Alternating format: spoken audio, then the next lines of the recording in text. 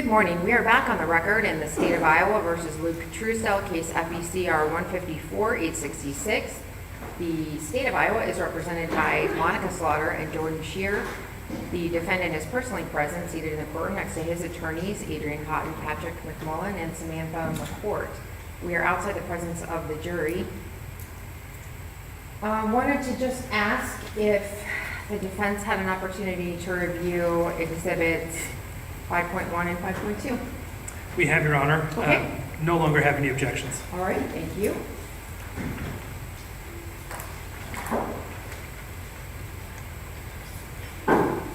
And then I just wanted to ask, I know there's a couple of other proposed video exhibits.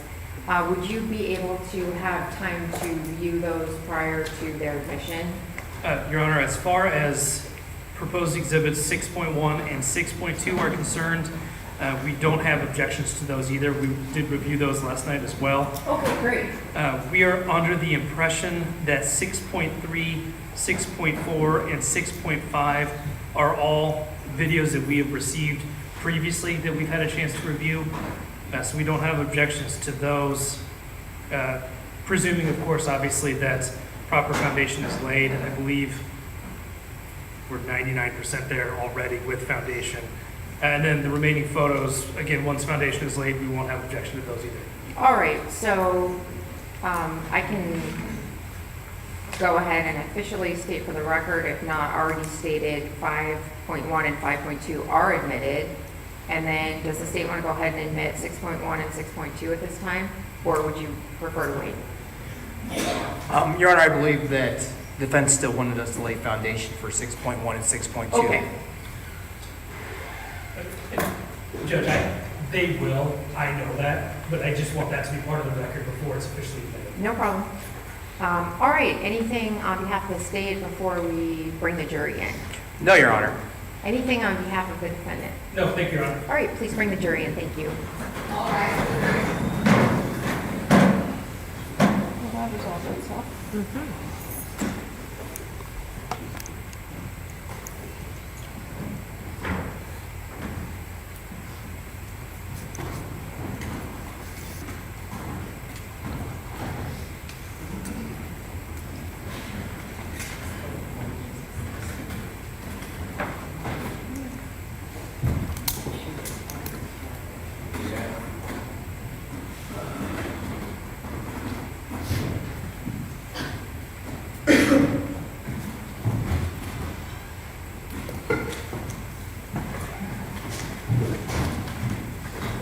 Good morning. Please have a seat.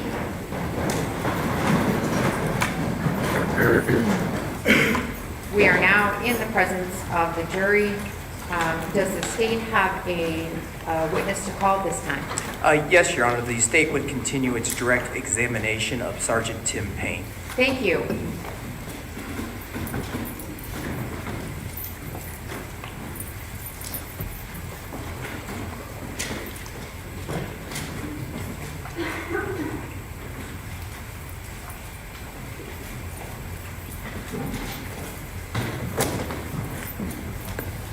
Good morning, Sergeant Payne. Good morning. Can you just please remember that you are still under oath from yesterday?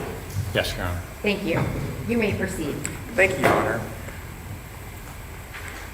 Sergeant Payne, where we left off yesterday, we were starting to talk about you discussion or interview with Mr. Truesdell, Luke Truesdell, while he was sitting on the porch area of the house of 3699 East Side Road. Do you remember that? Yes.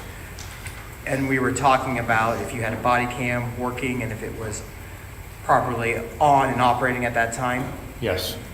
And I believe we've already admitted into record States Exhibit 5.1 and 5.2, which are portions of that body cam taken from June 5th of 2024. You remember that? Yes, I do. And so, Your Honor, at this time, I would ask to publish States Exhibit 5.1 for the jury. Granted. Thank you, Your Honor.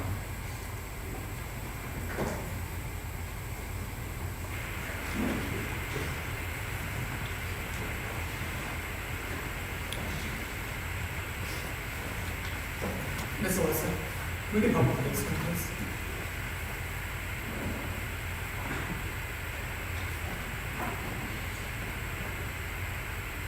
Sergeant Payne, before I hit play, we have some information up here in the top left-hand corner, which is 6/5/2024, the time of 17:34:31.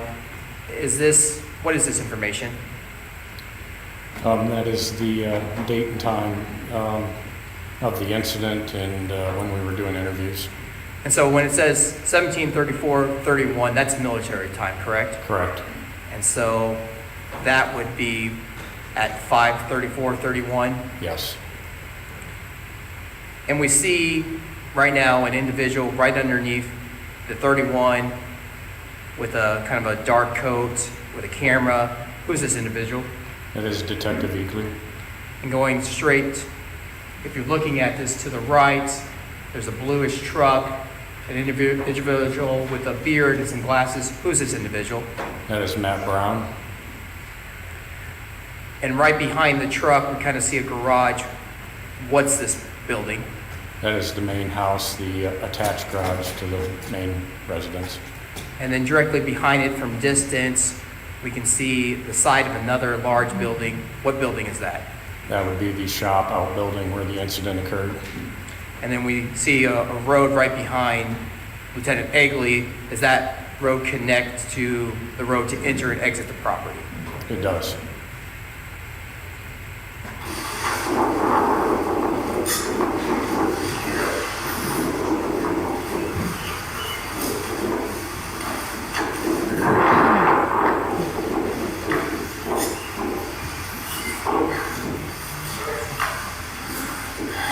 Sergeant Payne with the Sheriff's Office, Sergeant Egley, I just want to talk to you about everything we can have over there.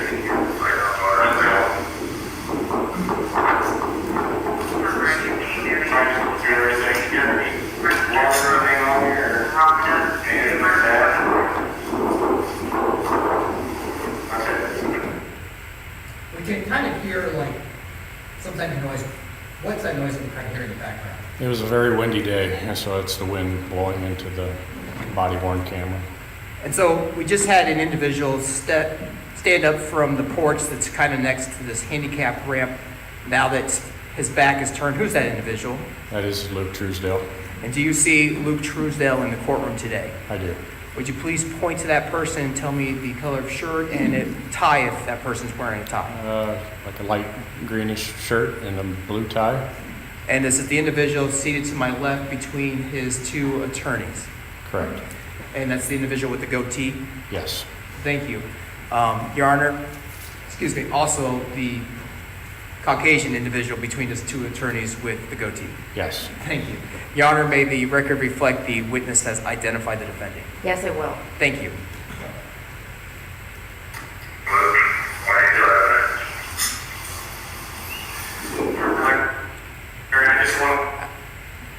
Again, just pause in the video. This time I'm pausing it, which would be 47 seconds, but actual real time of 17:35:17. We see a shirtless individual approaching the handicap ramp. Who is that shirtless individual? That is Luke's father, Larry Truesdell. And then we see a female deputy that's a little bit behind him, kind of by blocking that blue truck. Who's that female That deputy? is Deputy Hughes. Is that Kelly Hughes? Yes. Want to swab your hands, okay, with the blood and everything?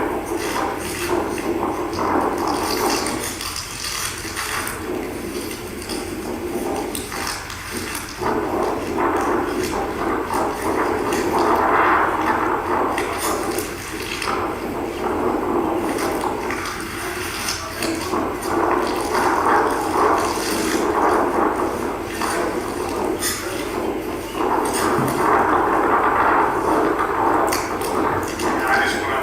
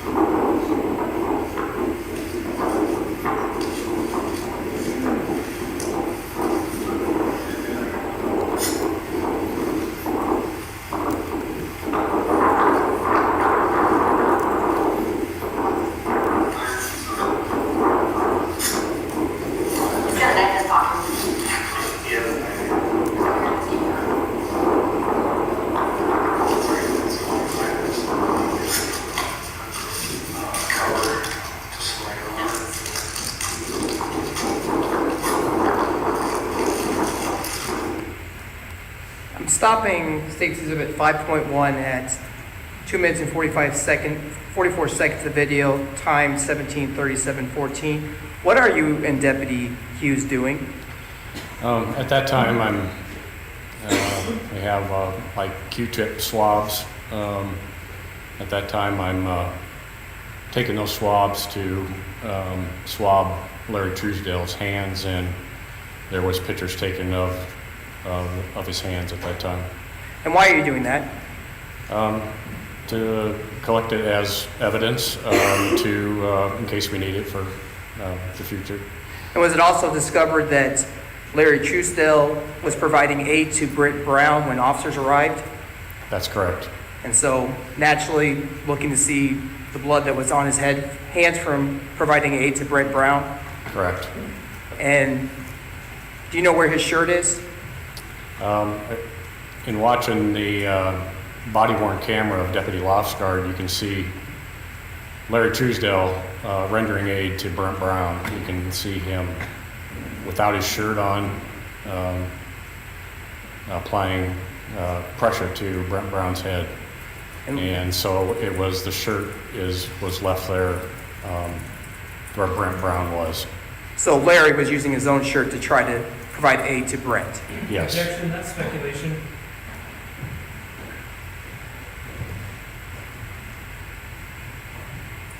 Sustained. Continuing on with the video. I'll let Bill pick that date, have the sounds, find out what.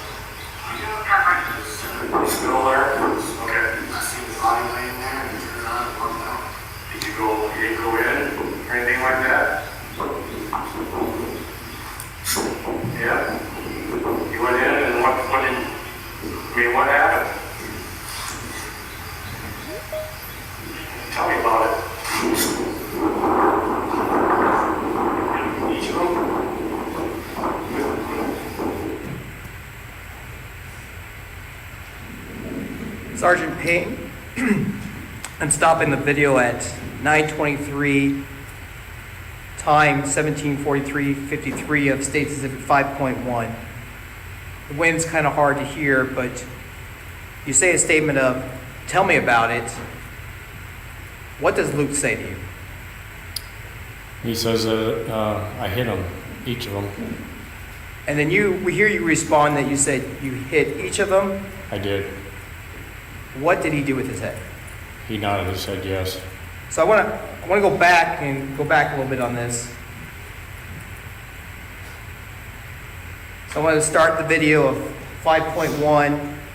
Once again, 9:10, real time, 17:43:40 seconds. Happened. Tell me about it. Each of them.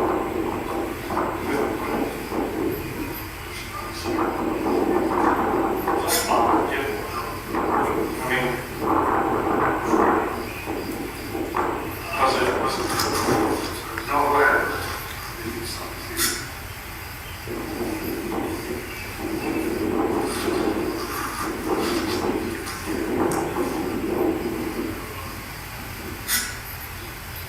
Was that before Lon told you to go out there and talk to him, or were you already out there with him? Okay, so he tells you to go check on him. You go through the service door, inside. Hey, Terrence, did you work?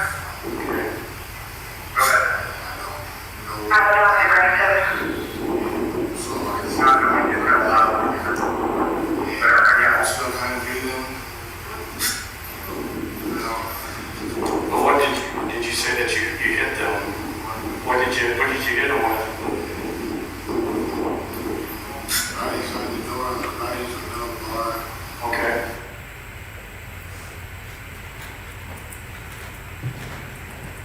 You know, if I can have the screen clear for a second.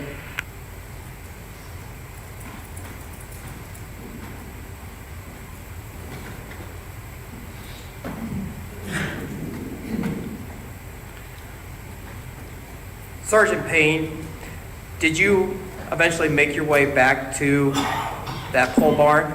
I did. And did you look to see if you could find a metal bar, pipe or bar? I did. And where did you find the... Peter and I went up to the shop, and I went into the service door, the walk-through door, and as Luke said, it was to the right. Inside that door, there was a metal bar pipe standing up, kind of like him leaning up against the exterior wall. Your Honor, if I could once again have the screen. And Sergeant Payne, I think there is a pointer up there.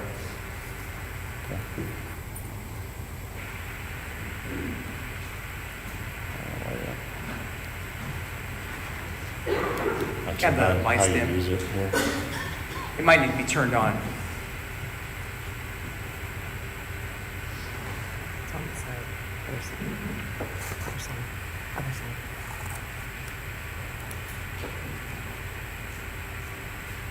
Up or down. Other side. I need some help. May I approach the witness, please? Yes. Showing that it's on, but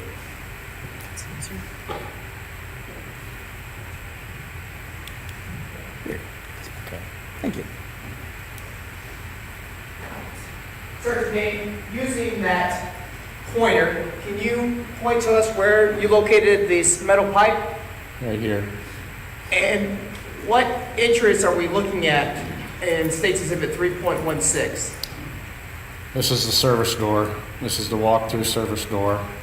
On each side is a double garage door. So there's one here, and then this is the service door in the middle between them.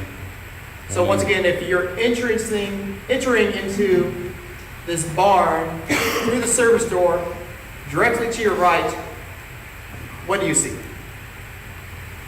This bar right here. Thank you. Your Honor, we have the screen clear, please. Was that pipe collected It was. and properly stored at the Linn County Sheriff's Office? Yes. Your Honor, may I approach the witness? Yes.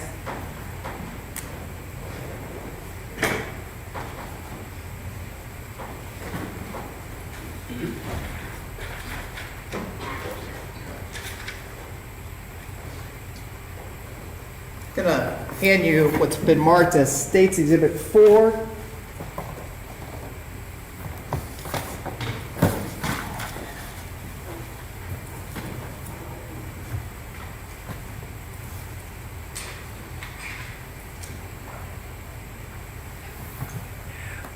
Sergeant Payne, when looking at State's Exhibit 4, there's like a white sticker. What's that white sticker? That is our evidence label that is entered into the BEAST system. And what's that label say? It gives the case number, and then it says the packaging is a sealed box, one miscellaneous 41-inch black metal pipe. And is that case number that's on that box the same one that's associated with your case number at Linn County Sheriff Department? It is. Your Honor, may I approach the witness? Is that box still sealed? It is. Is that the evidence tape that is used by your department to seal items? Yes, it is. And what's the purpose to seal items? The purpose is to make sure that obviously the item that's collected doesn't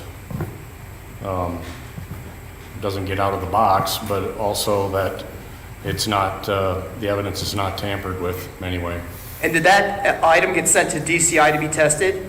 Yes, And would DCI reseal that item when they send it back? correct. And was DCI the one that resealed that box for you? Yes. I gave you a pair of scissors. Could you go ahead and open the box, break the seal?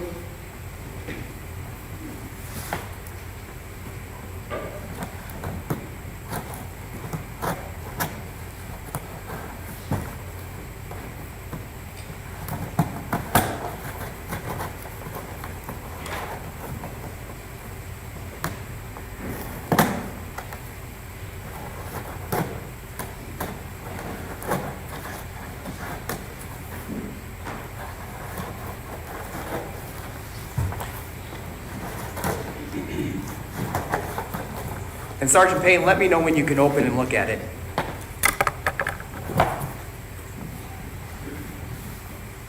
Yeah, it's open here. Is that the same black pipe that was recovered from the scene of 3699 East Otter Road in that outbuilding that we saw on State's Exhibit 3.16?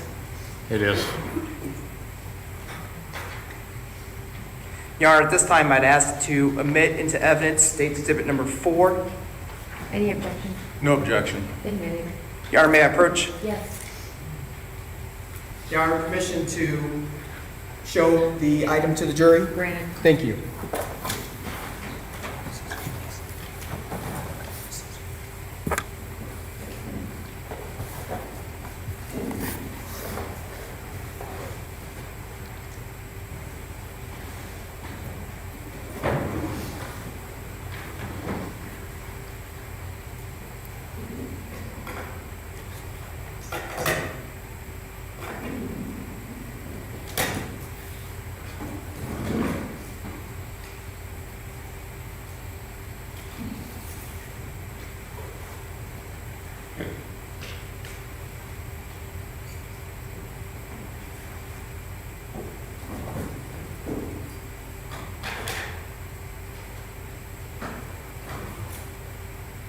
Sergeant Payne, this right here is the black metal pipe that was recovered from the scene. Yes. As we see in my right hand, red blood. Yes. And this was the pipe that was described to you by Larry Truesdell. By Luke Truesdell. Excuse me, Luke Truesdell. Yes. Thank you for the correction.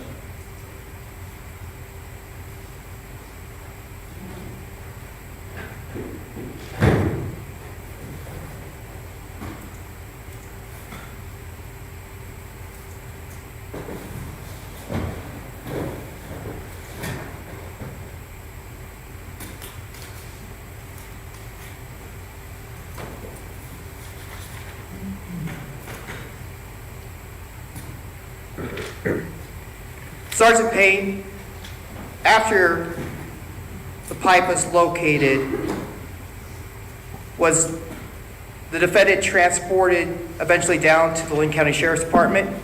He was. And did you have a chance to speak to him one more time before he got into a squad car to be transported? I did. And whose squad car did he get transported in? Deputy Lofsgaard. Did anybody ride with Deputy Lofsgaard and the defendant back to the Linn County Jail? Yes. Detective Egley did. And that's this time Lieutenant Todd Egley? Yes. Did you follow them to the Sheriff's Department? I did. How did you get there? I drove my own vehicle. Was anybody with you? No.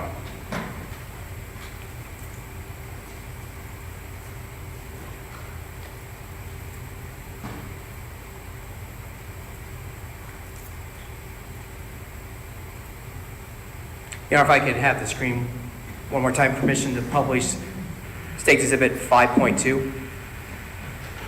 Granted. Thank you.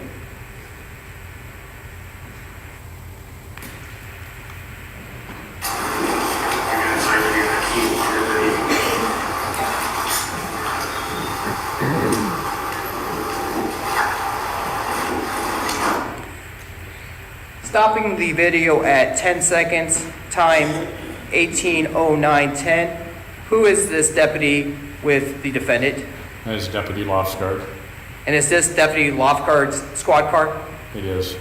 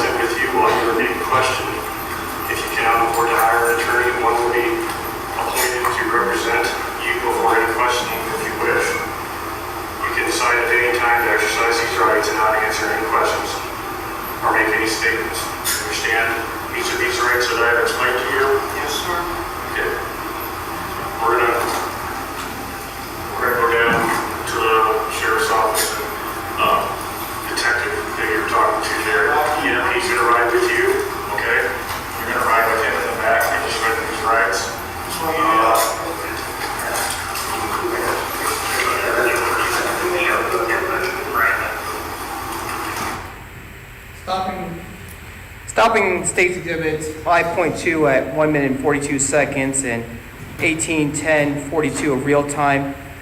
The defendant states that he wants to give somebody a hug. Who is he asking to give a hug to? To Detective Egley. Restarting State's Exhibit 5.2.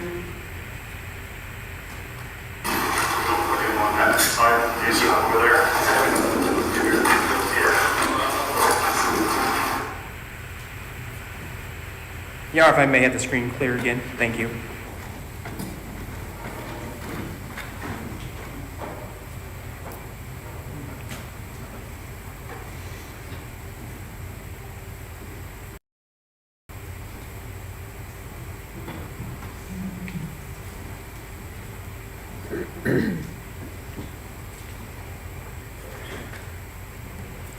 Sergeant Payne, was it determined by you and other law enforcement officers that the defendant was going to be placed under arrest after he admitted to you and Sergeant Egley that he had hit the 4 people with the pipe? Yes, And did these events occur here in Linn County? they did. Thank you. I don't have any other questions. Thank you. Cross-examination.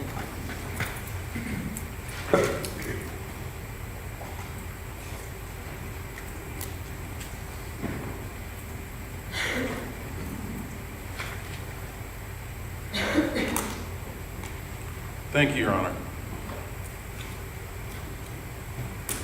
Sergeant Payne, how you doing today? Good, thank you. Were you the primary detective on this matter? No, Detective Egley was.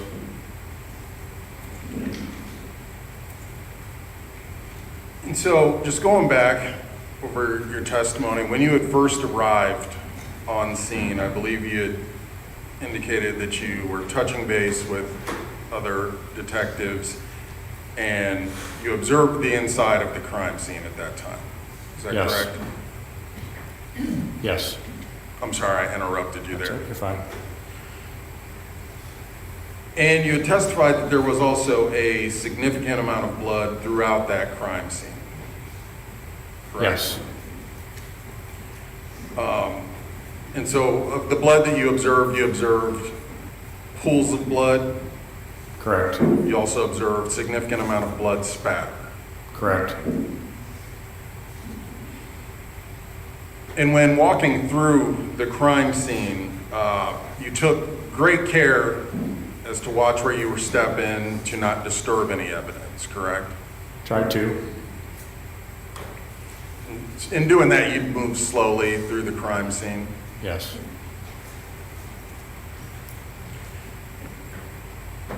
Do you recall if you got any blood on yourself in moving through that? I don't recall that I did. And so you also testified after coming out, you were instructed to have some discussion with Larry Truesdell, correct? Correct. And he was sitting underneath the tree right outside of the large out garage. Correct. While you were speaking with Larry, you did observe that he had blood on him, correct? Yes. Had blood on his hands, Yes. had blood on his shorts. I did not see blood on his shorts.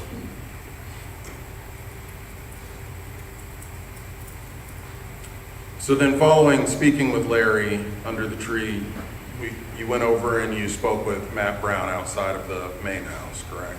Yes. And we saw a little bit at the very beginning of your body cam footage, Matt Brown standing there. You were just finishing up speaking with him. Yes.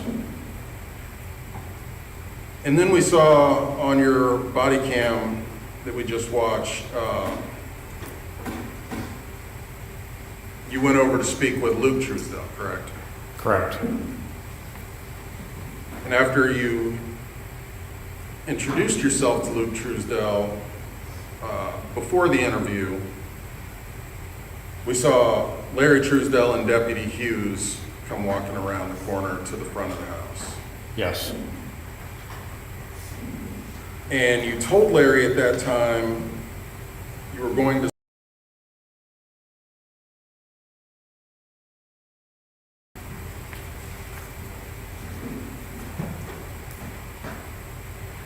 So the purpose of swabbing Larry Truesdell's hands was to preserve the blood that was on his hands, correct? Correct. And that was before he was going to be allowed to wash his hands. Correct. And you collected 2 swabs from Larry Truesdell's hands. Yes. In front of you, sir, is a packet of defense exhibits. Would you please direct your attention to Defense Exhibit P10?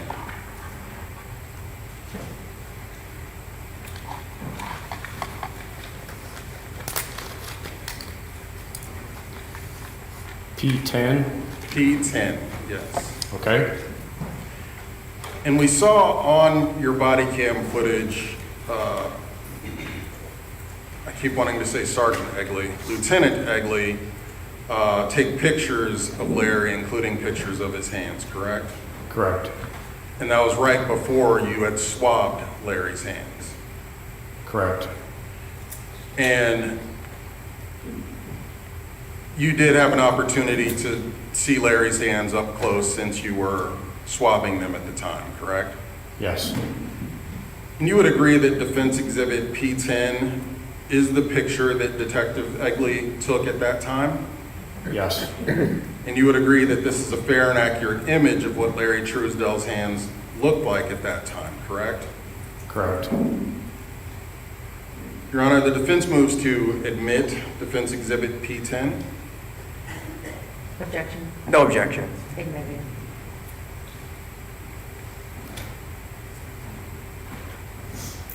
And Your Honor, we would ask to publish Defense Exhibit P10.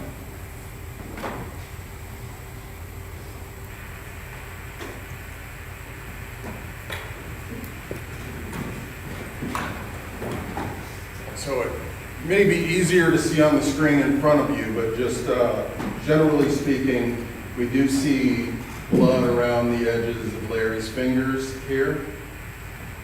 Correct? Correct. Larry's right hand looks a little more swollen. Would you agree? I guess I can't really see a difference. And then also, down around on Larry's right leg, down here, we see some red spots. Would you agree that could be blood? It could be.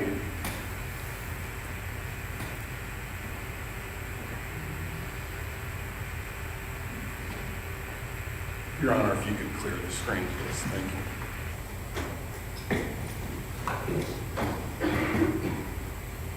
And so at this point in your investigation, you still had no suspects, correct? Correct.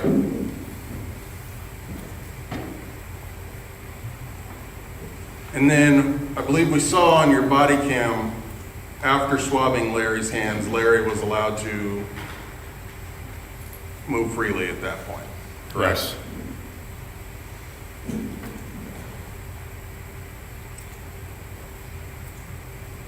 And we heard a little bit, it was your understanding that the blood you were seeing was Brent Brown's blood, correct? Correct. But you don't know whose blood was actually on Larry's hands, correct? Correct. And to your knowledge, those swabs from Larry's hands were never tested, correct? That's correct.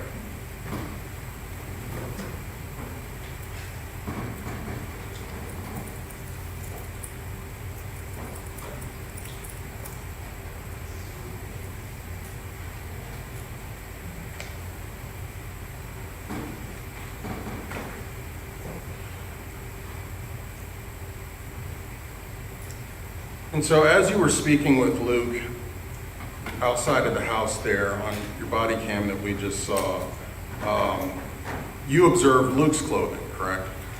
Correct. And his clothing appeared normal, I believe you testified earlier or yesterday? Yeah, I did not, at that time, notice anything. And you had also asked Luke if he had any blood on him, correct? Correct.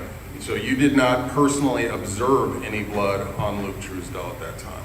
Correct. You did not observe any injuries to Luke Truesdell at that time? No.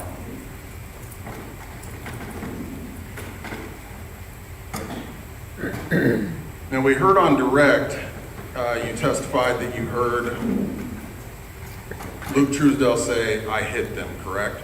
Yes.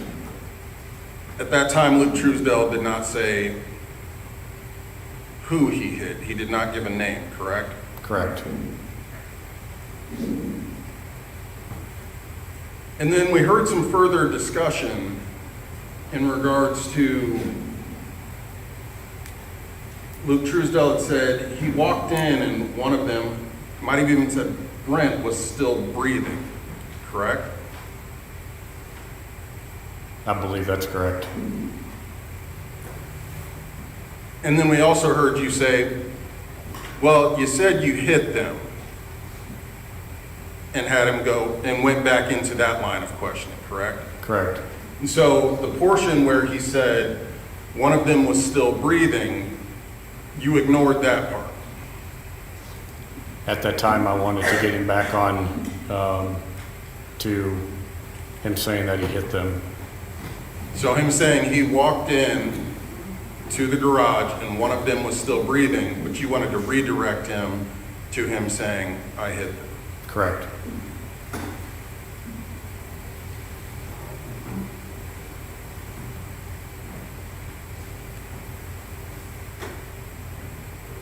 And at that time, you really didn't know what Luke meant, correct?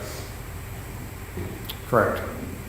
And you didn't know if you believed what he was saying, correct? Correct. And part of that was because there was such a significant amount of blood in the garage and no blood on him. Correct.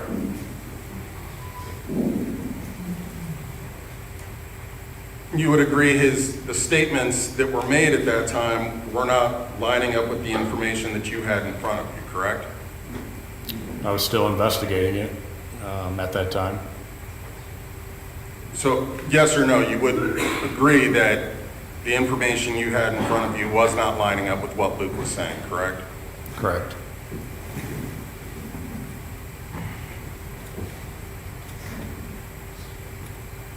In your training and experience, the lack of blood on Luke's clothing does not coincide with the significant amounts of blood inside the garage, correct? Correct. And in your training and experience, you might expect someone who had just beat 3 people to death and critically injured another to have a significant amount of blood on their person, correct? Correct.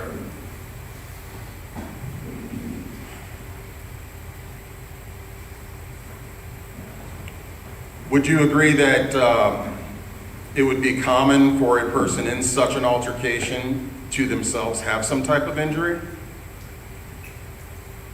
I would think so.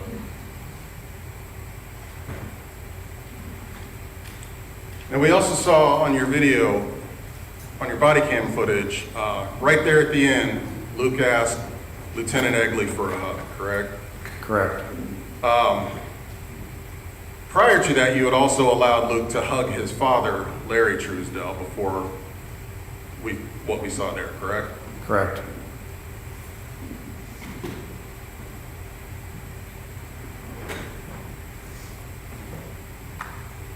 And then we heard that, I believe at that point is when you transported Luke to the sheriff's department for further questioning? Yes.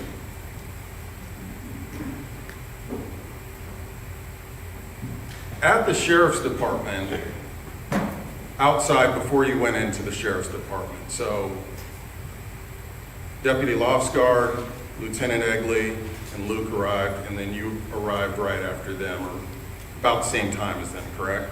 Correct. And you were ordering some sandwiches for everybody to eat, correct? Yes. And at that time, Luke also asked you for a hug. Correct. You granted that request. Yes.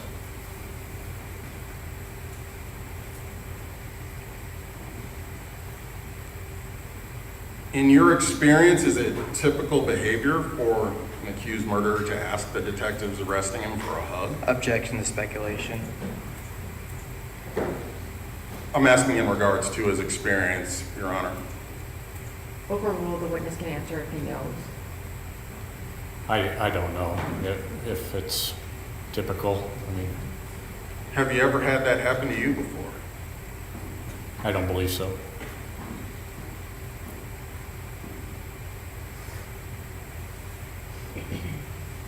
Now, we were talking on Defense Exhibit P10, that area on Larry Truesdell's shorts that could have been blood. You did not collect Larry's shorts as evidence, correct? Correct. You did not swab Larry's shorts to be tested later, correct? No. You're familiar with the presumptive blood kit, correct? I'm not sure what you're talking about there. The swab that you can run over a stain to determine if it might be blood. Are you familiar with that? I do not do that, or have not done that. You don't do that, but you know what they are, correct? Correct. Now, we heard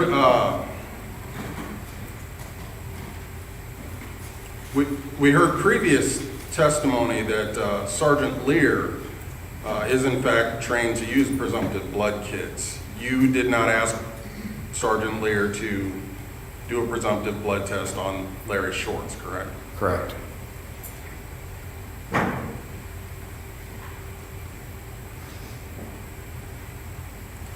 On previous testimony, we also saw that there was a partial shoe print in the blood near Ramondus Cooper's head. You're aware of that partial shoe print, sir? Yes. And you did not collect Larry Truesdell's shoes for comparison. No. We also heard testimony in regards to Larry Truesdell's shirt being left in the garage. Larry's shirt was not collected for evidence, correct? Correct.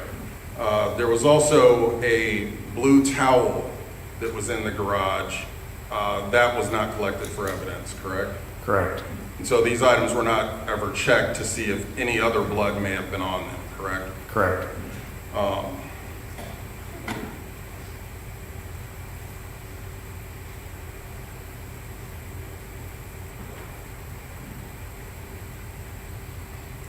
I have no further questions, Your Honor. Redirect. Yes, Your Honor. Sergeant Payne, there was a lot of questions that was asked by defense counsel. Your Honor, if I could have the screen so the state could republish State's Exhibit 3.7.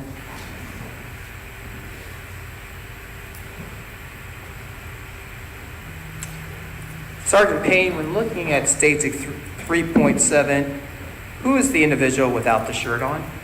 Larry Truesdell. And what's he doing? He's applying pressure, rendering aid to Brent Brown's head. Is there a large amount of blood in this picture where Larry Truesdell's elbows and hands and arms are at? Yes, there is. Would you be shocked that you found blood on Larry Truesdell's hands from this picture? Correct. So you weren't surprised that he had blood on his hands? That's correct. In defense, you may clear the screen, Your Honor. Defense counsel talks about the amount of blood at the scene and also spatter blood. Did you see spatter blood? I did. And spatter blood is basically as you hit something, it goes away from where that source was. Safe to say? Yes. So if you're not standing directly in the direction of the spatter, would you expect to get hit? No. Object. Withdraw. So then it is possible that if someone hits somebody or gets hit, just equally they would not have blood on them. It's possible.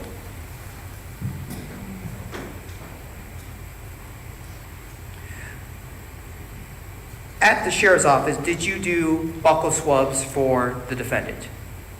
I did. And did you personally do those? I did. And that was to collect his DNA, correct? Yes. And was that sent to DCI to be tested Yes. along with the pipe? Correct.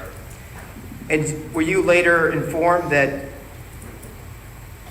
Sergeant Lear did find blood on the clothing of the defendant? Yes. Because is it part of your duty and job as one of the investigators in this matter is try to get an overview of the entire case? Correct. And was that shirt and shoe and pipe also sent to DCI for testing? They were.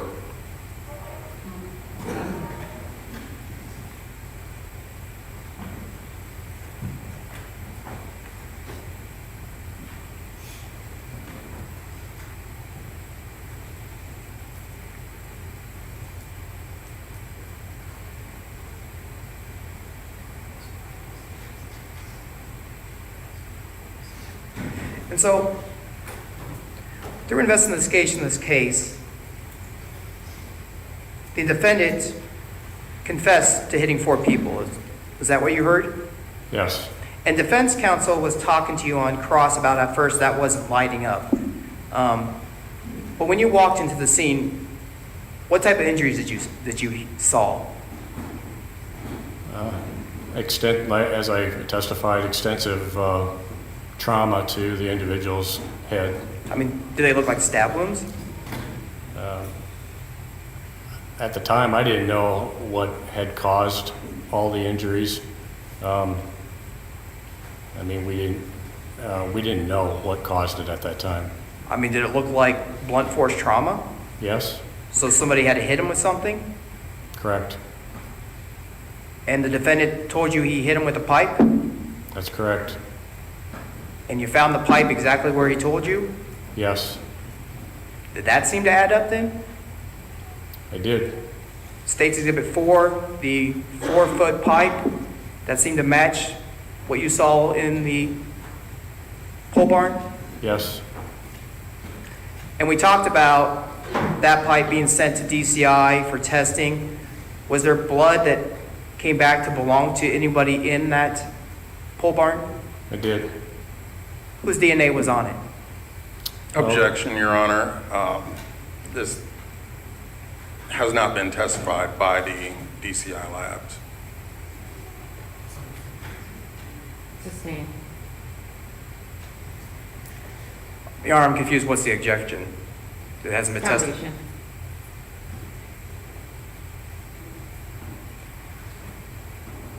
Did you receive reports from DCI? We did, And did you review those reports? yes, And those reports were done in accordance to normal factors in the Iowa law? yes, And when reviewing those reports, did you see who the DNA belonged to? yes. And then who did it belong to? It belonged to Ramondus Cooper, Kiana Ryan, Who else had DNA on that pipe? Luke Truesdell. So 3 people, and obviously DCI will testify further to that, but was Larry Truesdell's DNA found in that pipe? It was not. So you have the murder weapon, correct? Correct? You have a confession. Yes, You have his DNA on the murder weapon. correct. You remember whose blood was on his shirt? Ramondus Cooper. And did you, along with Sergeant Egley, review surveillance footage? We did.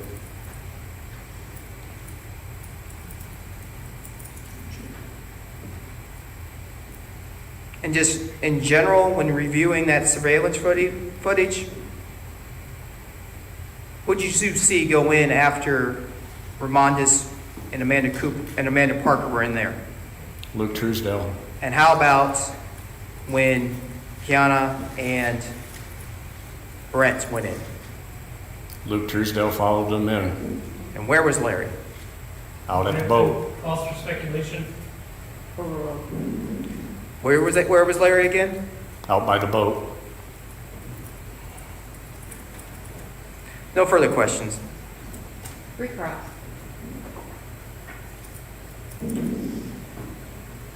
Sergeant, just going back to the testimony in regards to you not being surprised that Larry Truesdell had blood on his hands. You don't know who else's blood may have been on Larry Truesdell's hands because those swabs were never tested, correct? Correct. You never actually took a DNA swab from Larry to establish a DNA profile, correct? Correct.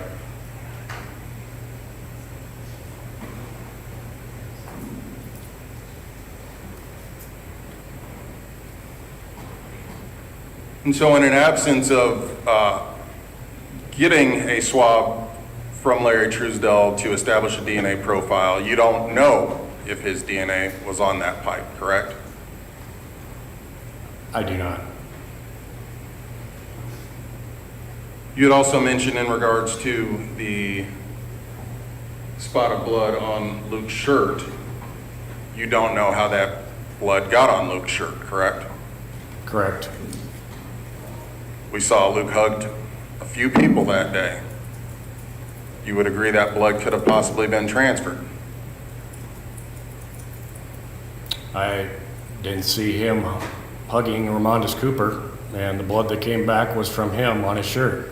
But you did see him hug his father, correct? I did. And his father had blood on him, correct? Correct. We'd also heard on redirect some testimony in regards to the blood spatter. You are not a blood spatter expert, correct? Correct. No further questions, Your Honor. Mr. Shear?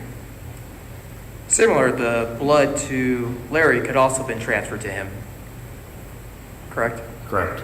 Thank you. No further questions. Nothing further, Your Honor. Okay, thank you. You're excused. Can we crouch? Yes.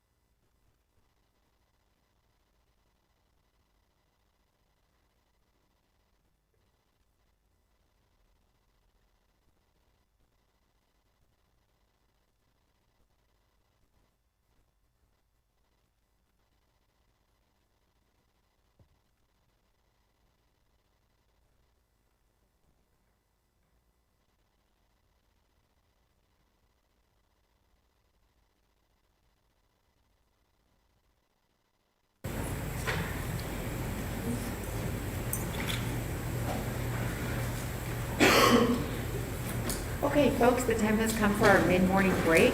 So please remember the admonition that I previously gave to you, and Alyssa will escort you into the hallway. We'll see you in about 15 minutes. Thank you.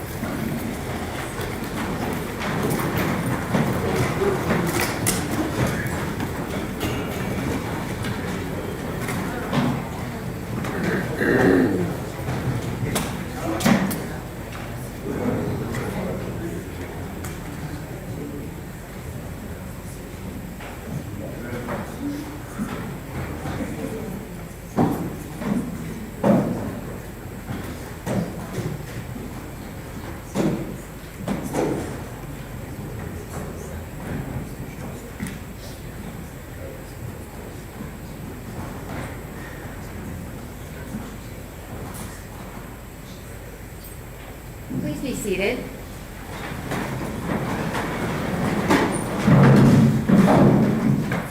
We are now outside the presence of the jury. Is there anything that we need to discuss before taking our break on behalf of the state? No, Your Honor. On behalf of the defendant? No, Your Honor. All right, thank you. We'll see you in 15.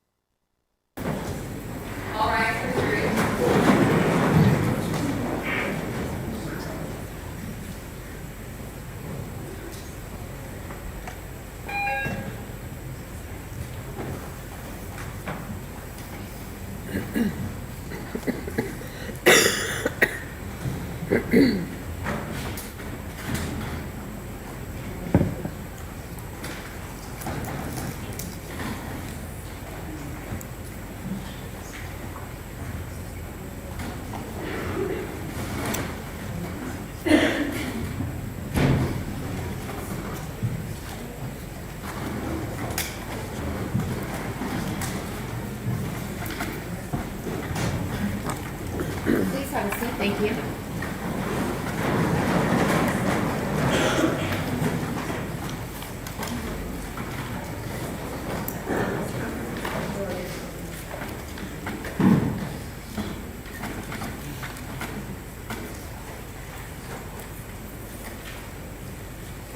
We are back on the record in the state of Iowa versus Luke Truesdell.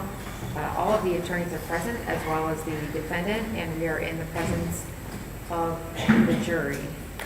Does the state of Iowa have a witness to call at this time? Yes, Your Honor. The state would call Lieutenant Todd Egley to the stand. Thank you.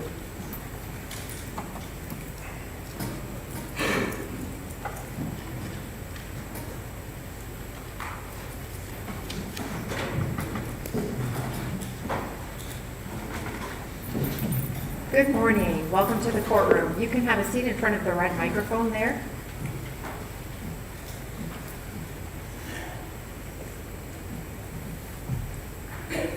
Just make yourself comfortable and feel free to move the microphone if you'd like to. The court reporter is there. She's going to be writing down what you say. Could you please raise your right hand? Do you swear to tell the truth, the whole truth, and nothing but the truth? I swear. Thank you. You may proceed. Thank you, Your Honor. Good morning, Lieutenant Egley. How are you? Good. Would you please state your name and spell your last name for the record? Lieutenant Todd Egley, E-G-L-I. Lieutenant Egley, can you tap your mic just so I can make sure it's on? Thank you. And if I can have you speak up a little bit too, all right, Sure. sir? Yes. Lieutenant Egley, who are you employed with? The Linn County Sheriff's Office. And your current position is a lieutenant? I'm a commander of the criminal division. How long have you been employed with law enforcement? 24 years. Can you give me a brief history of your education and training in order to be a certified peace officer throughout the state of Iowa? Yes, I was sworn in September 17th, 2001 at the Linn County Sheriff's Office. Shortly after being sworn in, I was deployed after September 11th for a year in the Army. I enlisted in the Army in 1998, went to military police school in 1999. After returning back to the Sheriff's Office, I was assigned into the Correctional Center until 2008. During that time in the Correctional Center, I was trained to be a field training officer. I also then transferred in 2008 to the Patrol Division.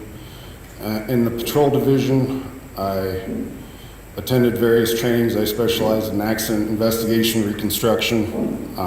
Stayed there from 2008 to 2018. 2018, I was promoted to sergeant, moved back to the Correctional Center. I'm sorry about that. Hear the feedback. I was moved back to the Correctional Center for 1 year. At that time, I was transferred again to the Patrol Division as a patrol sergeant in 2019. Then in 2022, I was transferred to the Criminal Division as a sergeant detective there. And then here in 2023, or 2024, I was promoted to lieutenant and commander of the Criminal Division. I know you're doing your best, Lieutenant, but yeah, can you just kind of push it back and try not to breathe into the mic? Sure. Thank you, sir. So quite a bit of history that you laid out for us. Yes. And it sounds like you've had multiple different positions with the Linn County Sheriff's Office. Yes. And I need you to speak up, though, even though it's...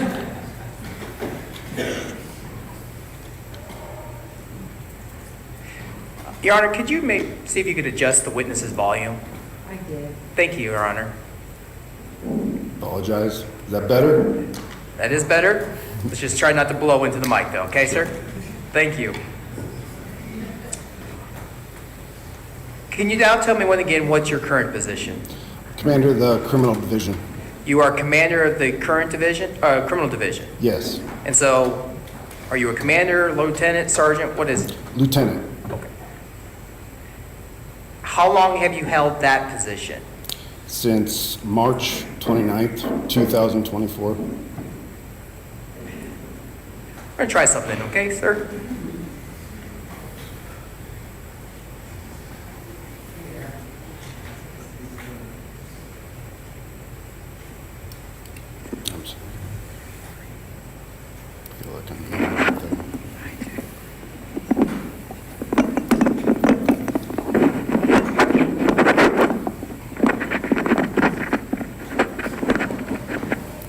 that better? I apologize. No apology, Lieutenant. I think we don't sometimes have the best microphones in here, so Yes. thank you for working with us, though. So, Lieutenant, can you once again tell me, when did you get promoted to your current position? In March 29th, 2024. Or correction, 2025, I'm sorry. Prior to you being promoted to a lieutenant, what position did you have? I was a detective in the criminal division, And what was your rank? a sergeant, How long were you a detective in the criminal division? for over 2 years. Over 2 years. And then prior to that, were you just a regular Linn County deputy? I was a patrol sergeant So how long were you a sergeant? since 2018. And then before a sergeant, just a regular deputy? Yes, patrol deputy. And then before that, you worked in the Linn County Correctional Facility? Yes, as a deputy. And that's the jail? Yes.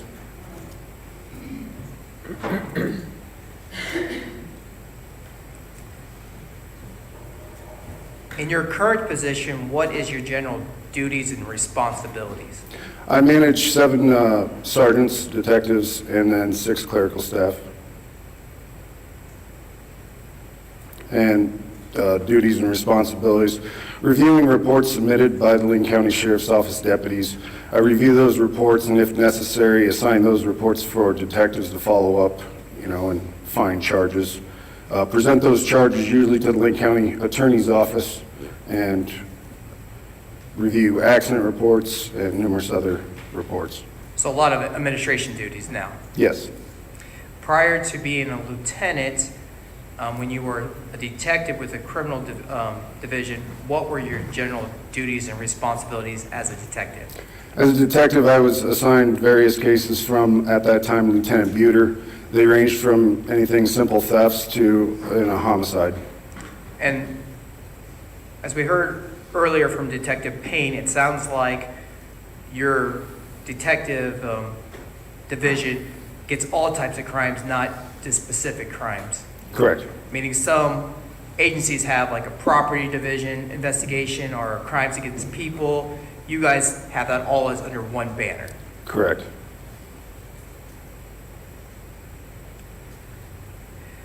When you worked as a detective in the criminal division, did you work with anybody in particular, or was it kind of on a rotating basis? I didn't work with anyone in particular.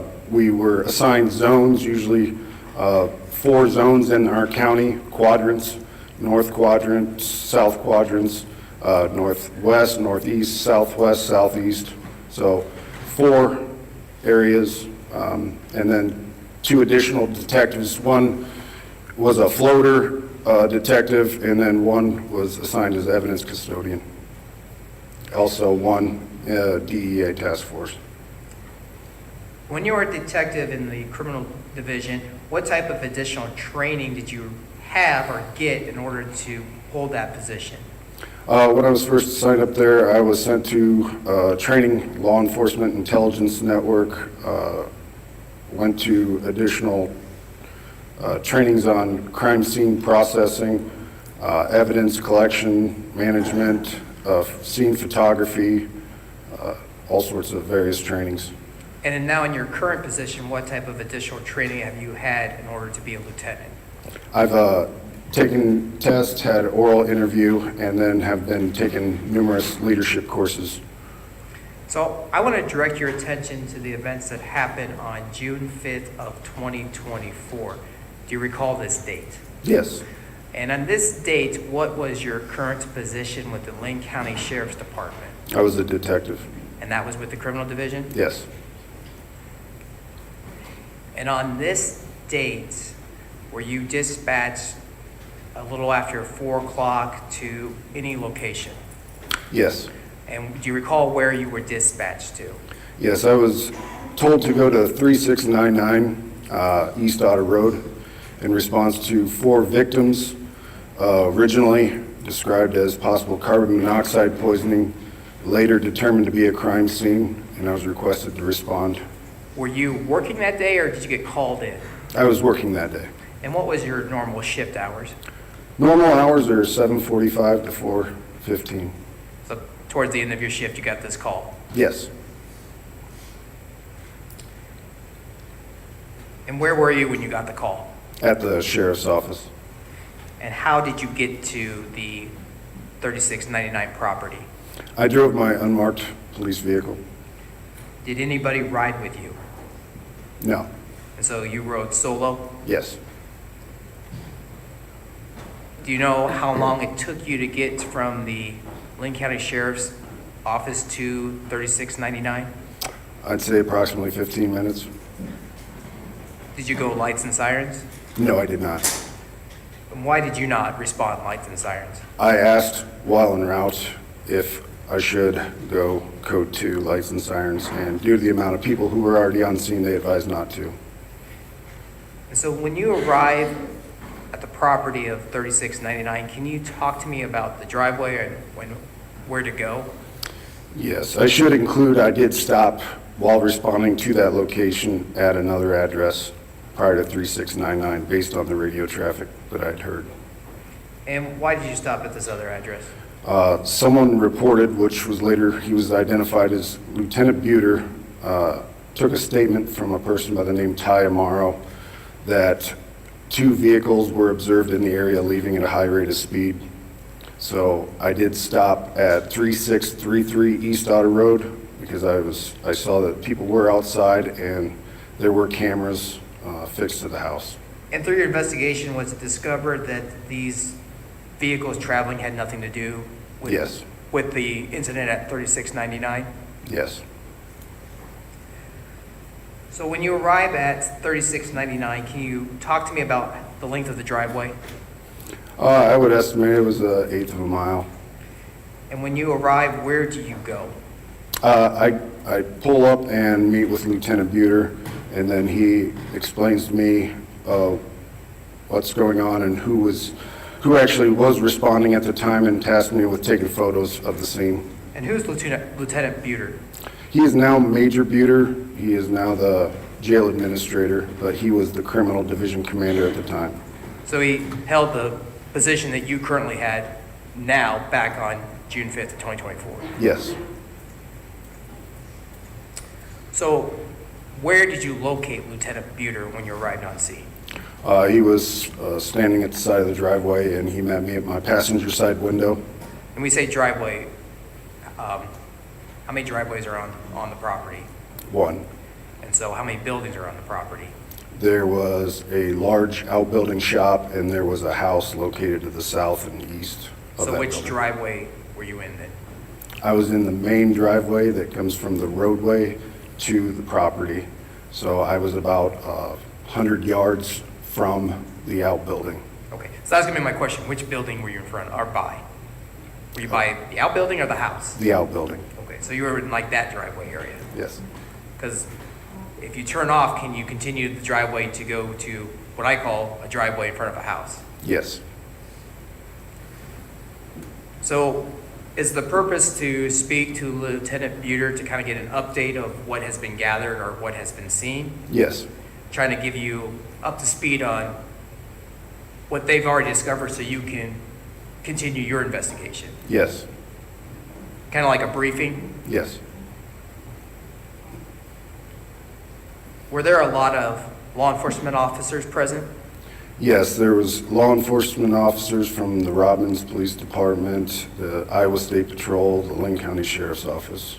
What I And when you recall. arrived on scene, were paramedics still present? Yes. So after you received this briefing from Lieutenant Buter, what did you do next? I began to take photos, overall photos of the outbuilding, and later began talking with various law enforcement there outside the building to So you- determine what would be important to photograph. So your initial duty was you were trying to get an overview of the scene Yes. and just taking photos of the outside of the pole or large shed or large building. Yes. How many entrances are there for this building? There are 3 at the time that I approached the building. There are 2 overhead doors and 1 walk-through door. Any windows? No. Did you ever eventually make your way inside the building? Yes. And when you entered into the building, do you recall which door you went through? Yes, the walkthrough. And when you say walkthrough, is that the door between the two garage doors? Yes. As you made your way into the building, tell me what you first observed. The building was very filled with vehicles, tools, equipment. There was dogs in there. The first thing that caught my attention was a white female laying on the floor near a van seat, large amounts of blood around her head area. Then to her right, in front of a green Dodge Ram truck, there was a black male laying on the floor face up with a large amount of blood surrounding his body. I continued with photographs while walking through the scene, trying to determine what may have happened and what would be of importance to photograph. So you said quite a bit there, so I want to break some of it up. So you first walked in, you noticed a female to the left of you. Did you identify who this was? Yes, Who was this? Kiana Ryan. And you observed a large amount of blood next to her? Yes, Did you see where her injuries were? yes, to Where, her head. where were her injuries? To her left and right side of her head. What did her injuries appear to be consistent with? At the time, I wasn't sure, but later, at the time, I thought it was a gunshot wound, possibly. It looked like blunt force trauma. And then you made your way to which direction? To the right, And you said that you saw a black individual. Did you identify who that was? yes, Ramondus Cooper. And did he have injuries similar to Kiana? Yes, When you walked between Kiana to Mr. Cooper, was there a consistent pool of blood, or was there spots that you could walk and not? no, there was separation between both victims, or no blood was present. So it's not like you were walking in like a creek or a river of blood constantly. No,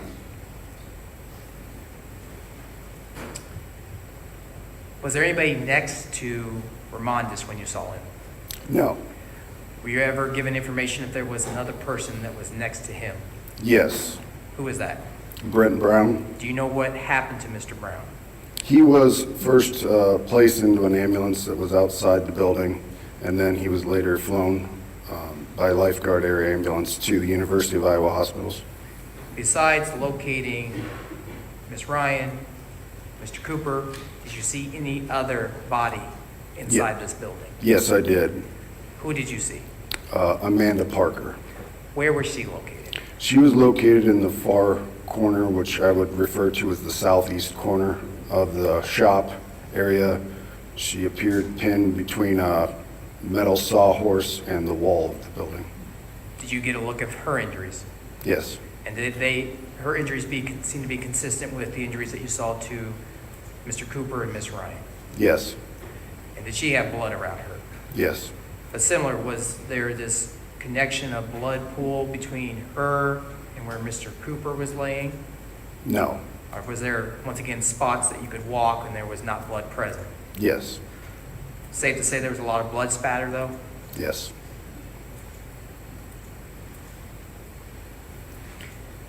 After you made your initial walkthrough outside and inside, what did you do next in your investigation of this case? I met up with Sergeant Payne. We collected some swabs, and we were tasked with interviewing, well, he had already interviewed Larry, and we were tasked with interviewing Luke Truesdell. And when you say Sergeant Payne, is that Sergeant Tim Payne? Yes, And you stated that Sergeant Payne had spoke to Larry Truesdell? yes, Did you ever speak to Larry or interview him on the scene? no, That was taken care of by Sergeant Payne? yes, Did you speak to Luke Truesdell? yes. Where was Luke Truesdell when you went to go speak to him? He was sitting on the front steps of the house, the ramp going up to the house. So the house that was to the right of the pole building, Yes, and he was sitting next to the handicap ramp? yes, Before you went to speak to Luke Truesdell, did you see anybody else that was not law enforcement on the scene? Yes, I spoke to Matt Brown. And who is Matt Brown? He is the brother of Brent Brown and son of Lon Brown. And was it discovered later on he was the individual that called 911? Yes. Besides speaking to Matt Brown, did you see or locate any other civilians? Yes. Cody McLeod. Who? Cody McLeod. And who is Cody McLeod? He lives at 3699 East Otter Road with Lon Brown. And did he later on provide you assistance of accessing the surveillance videos that was on this scene? Yes. Were you wearing a body cam that day? Yes. And was it working properly? Yes. And was it on when you spoke to Luke Truesdell? Yes. I have with me State's Exhibits marked 5.1 and 5.2. 5.1 is that body cam footage of when you spoke to Luke Truesdell while he was, 6.1 and 6.2. 6.1 is the body cam footage and when you spoke to Luke Truesdell on the porch. Do you recall reviewing that? Yes. And is that a fair and accurate copy of the recording of the conversation that you had with Luke Truesdell on June 5th of 2024? Yes. And then 6.2 is your body cam footage of when you rode in the back of Deputy Loftskirt's squad car with Luke Truesdell on June 5th of 2024. Do you recall that footage? Yes. And do you recall reviewing that?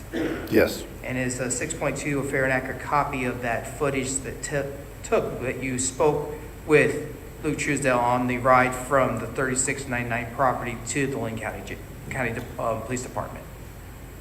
Yes, to the Linn County Sheriff's Office. Thank you. Your Honor, at this time, I would ask to admit into evidence State's Exhibit 6.1 and 6.2. Any objection? No objection. Admitted. Thank you, Your Honor. Your Honor, at this time, permission to publish for the jury State's Exhibit 6.1. Granted. Thank you.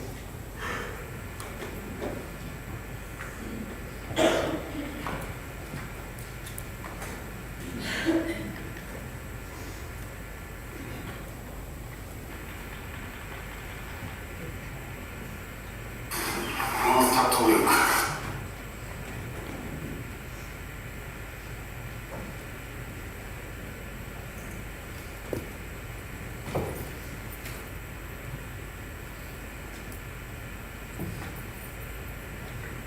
Thank you. Before I start State's Exhibit 6.1, Deputy Egley, in the left corner, we have some numbers. The first one reads 6/5/2024, and then we have the numbers 17, 34, 31. What is that information? That is the date and time. And is that time of 17, 34, 31 military time? Yes. And so would the actual time be 5:34, 31 p.m.? Yes. And is this accurate time, Yes. meaning that your body camera is on the correct time, not off by any minutes, hours, or anything? That's correct.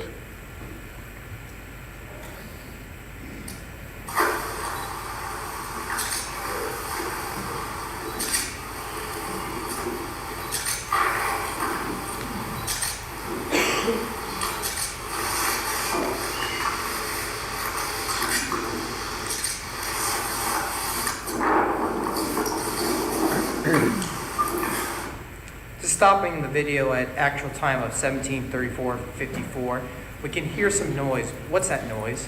Wind? Was it very windy that day? Yes, it was very windy. And we hear some clicking noise. What are you doing here?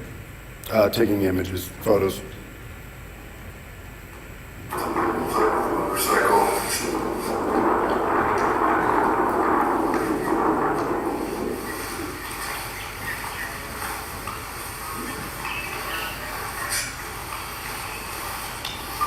So we're gonna start questioning Luke, 185.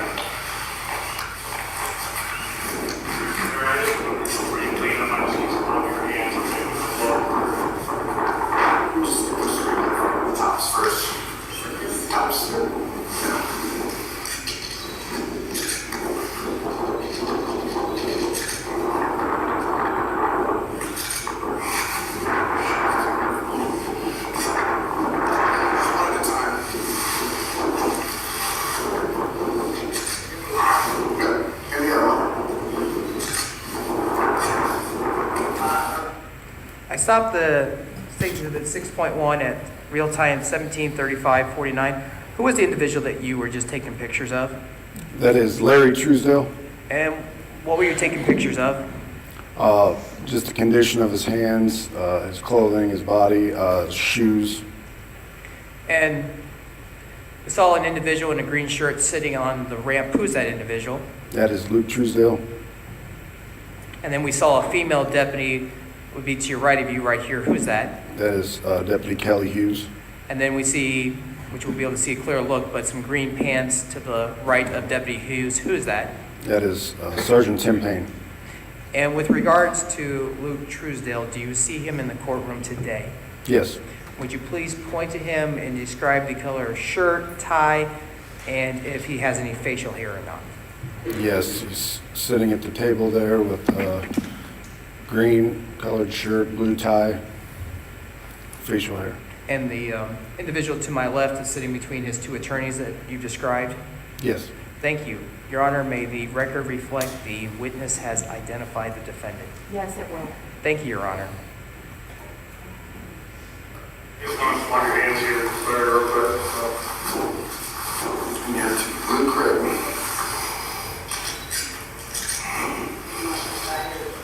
Luke, you understand you're not under arrest, right? I don't know anything about why you're sitting here on this deck right now, okay? So that's why I'm trying to ask questions and not go through stories other people have told me. You gonna touch your hands first, you have your buttons. Go ahead, turn.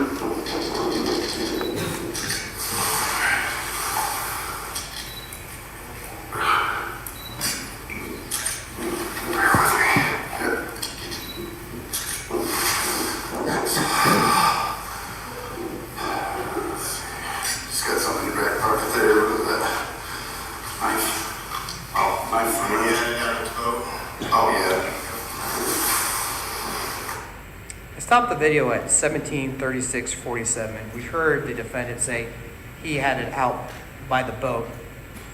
Do you know, who was he pointing to? Larry. That's Larry Truesdale? Yes.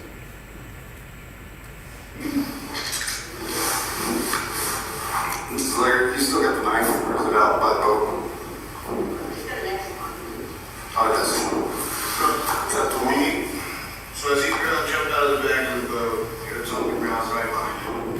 Behind the boat? Yes, sir. Okay. Is that involved in anything here today? I know. Okay. Yeah. Kind of, is it just generic or is it like a name brand?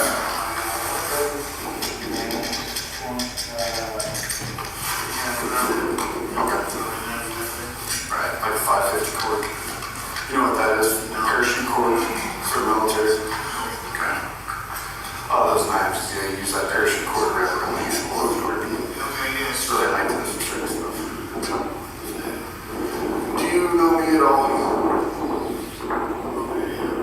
I have a brother. His name's True up top. One of the detectives in the sheriff's office for 2 years now. I've been there almost 23 years in September. So I just want to at least tell you, you're not under arrest. We're trying to figure out what happened today.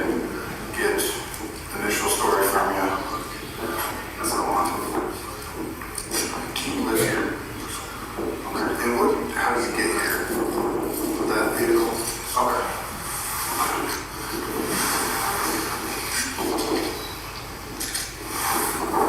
Do you know what time you got here today? This afternoon? Okay. And then, was it at 3 o'clock you found this?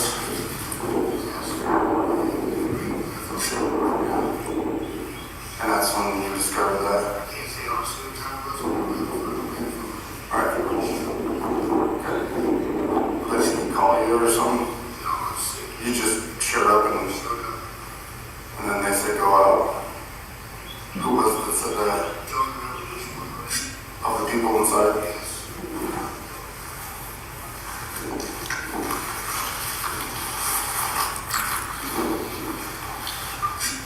One of the persons near that. Payne, you turn yours down.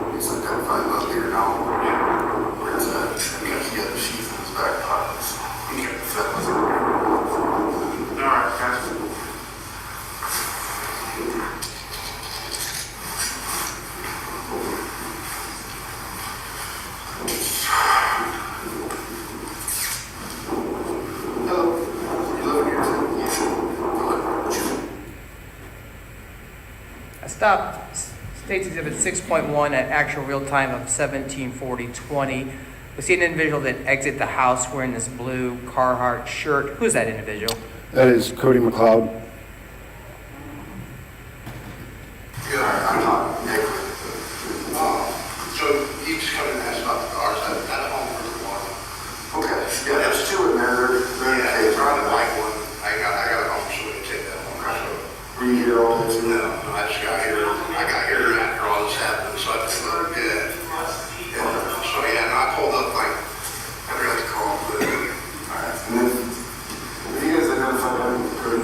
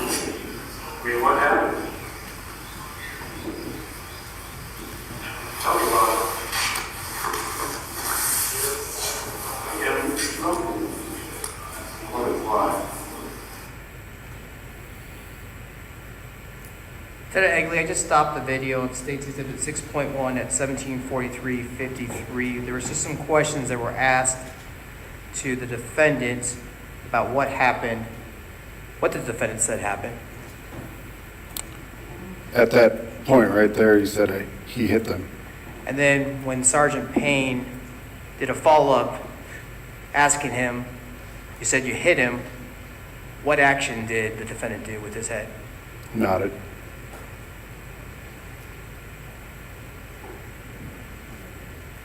So just taking the video back of 6.1 back to the times of 17:43:36. You went in and what happened? Tell me about it.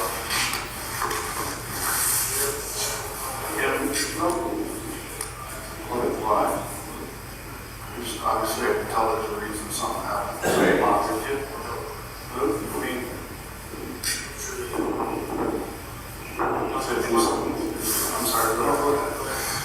substantive.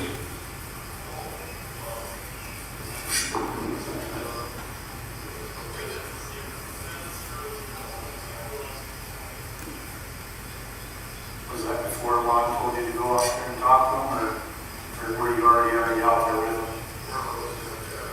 Okay, so he tells you to go check on him, you go through the service door, and what were they doing inside? Yeah.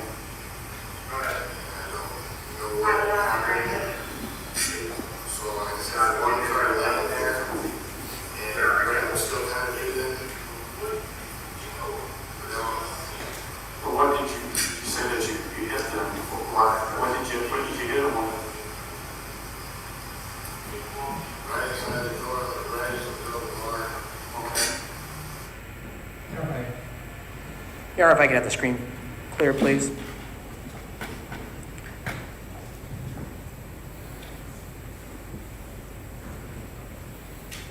Lieutenant Egley, when you heard the defendant say, "I hit them," and acknowledge that he hit him and used the metal bar, did you know who them were? Not exactly, other than the ones up in the shop. So you knew that he was referring to the bodies that were up in the shop? Yes, That you guys were clearly talking about the bodies you found in the shop and not some random individuals? correct. So reality, when he said them, you did know who he meant by them? Yes, Your Honor, if I could just have the screen for the witness, please.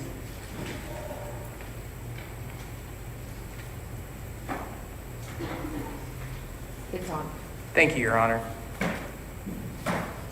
Deputy Egley, do you see the photographs that are on the screen? The first one marked as State's Exhibit 6.6, yes, and the next one marked as State's Exhibit 6.7, yes, and then the last one marked as State's Exhibit 6.8. yes, When looking at State's Exhibit 6.6, is this one of the photographs that you took of the defendant sitting on the ramp at 3688 on June 5th of 2024? at 3699, Excuse me, 3699? yes, And as we can kind of see in your body cam footage, you've taken this photograph? yes, Is this a fair and accurate copy of that photograph? yes, When looking at State's Exhibit 6.7, are these pictures of the defendant's hands that you took? yes, And when these are showing the pictures of his palms, yes, and then 6.8 would be showing the top of his hands. yes, And these are all photographs that you took that day, yes, and fair and accurate copies of those photographs. yes, Your Honor, permission to admit, or the state would request that State's Exhibit 6.6, 6.7, and 6.8 be introduced into evidence. Is there an objection? No objection. Admitted.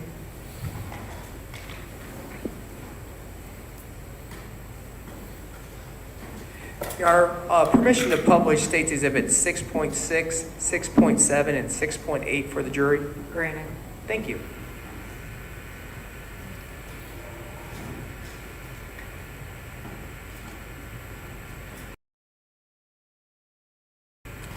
Lieutenant Egley, when looking at State's Exhibit 6.6, was the defendant's clothes taken and seized? yes, And were those collected and turned over to be processed? yes, And were they photographed by Sergeant Eric Lear?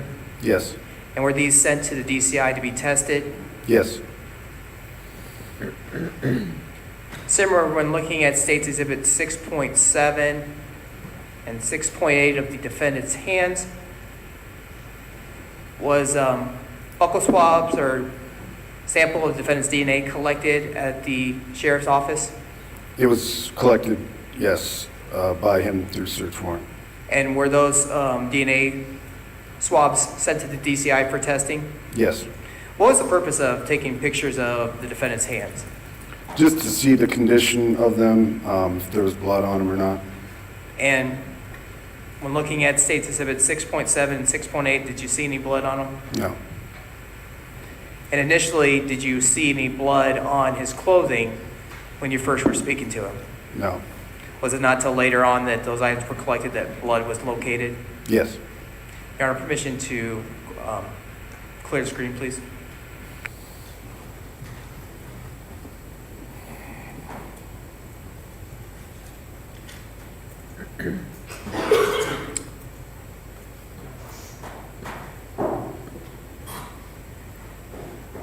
Now, the defendant told you guys where the pipe was. Was that found? Yes. And was that found exactly where the defendant told you? Yes, exactly.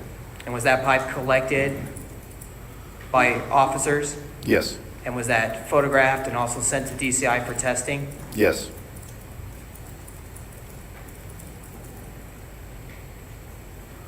Once the defendant confessed to hitting 4 people and telling you where the murder weapon was a decision made to place the defendant under arrest? Yes.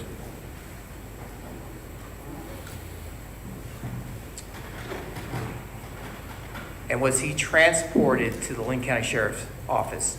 Yes. Who transported him? Deputy Lofsgaard transported him, and I rode in the passenger side rear seat with him, with Luke. Why did you ride with him? Luke wanted to continue talking to me, and I told him I'd ride with him. Was your body cam still working? Yes.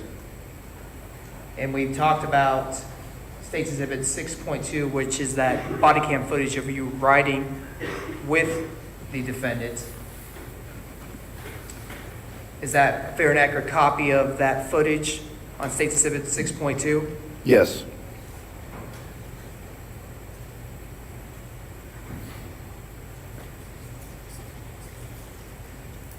Your Honor, at this time, I would ask permission to publish State's Exhibit 6.2 for the jury. Granted. Thank you, Your Honor. If I may have the screen, please.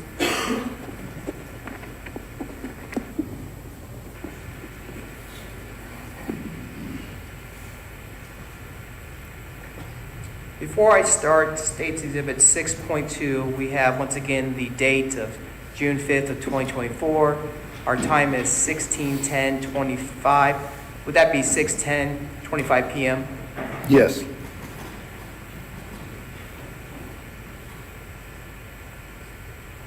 And I said I'm at 18:10:25, which actually would be 6:10:25. Yes. Before we get started, we see a grayish color, smaller SUV. Did you discover who SUV that belonged to? Yes. Who did it belong to? Luke Truesdell. And later on, when reviewing surveillance footage, do you see this arrive? Yes. And do you see the individuals get out of this vehicle? Yes. And who are the individuals that get out of this vehicle? It'd be Luke and Larry Truesdell. And that's seen from surveillance footage? Yes. And this blue truck, do you remember whose blue truck this is? That was registered to Lon Brown. And then we see an individual leaning against kind of a tan, maybe silverish color car. Sorry, I'm not very good with the colors. What color car is that? It's a beige color, silver. And whose vehicle is that? Jason Lofsgaard. That's Deputy Lofsgaard? Yes. And the individual leaning against the back door, who's that? Luke Truesdell. And then we see an individual in a deputy uniform with a vest, bald, who's that? Deputy Lofsgaard. And then we see an individual with a dark polo shirt in front of the defendant, who's that? Sergeant Payne.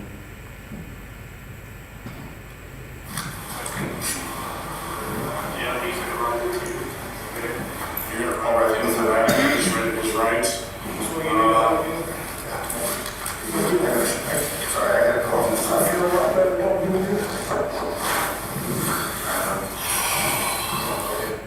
I stopped the video at 18:10:44. The defendant asked you for a hug. What did he say after he gave you a hug? Thank you. And what else did he say? Do you recall him saying, "I feel a lot better talking to you"? Yes. Yeah, over there. On the way down. Here. So.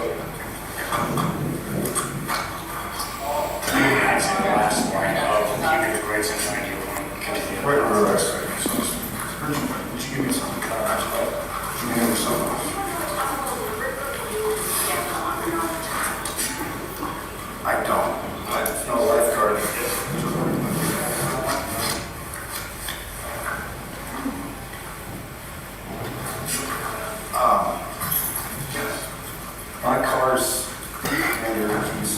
So, what's that? My car is basically got a specific.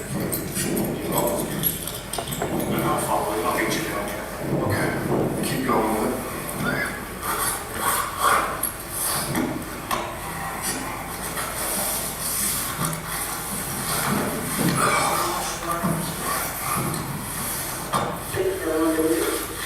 I did talk to your dad. Okay.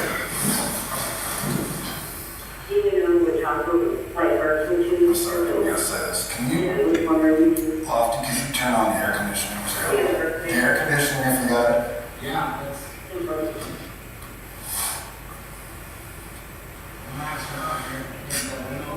No, that's fine.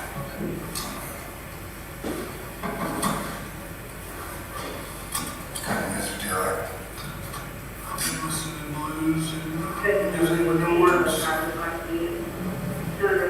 I listen to everything from classical, like piano, to disturbed, to corn. I did over the time, I'm not thinking that much. I guess I'm just trying to feel like older years because I've never really known. I'm like, when you think of me, I'm getting high. I feel like I was 12 years old.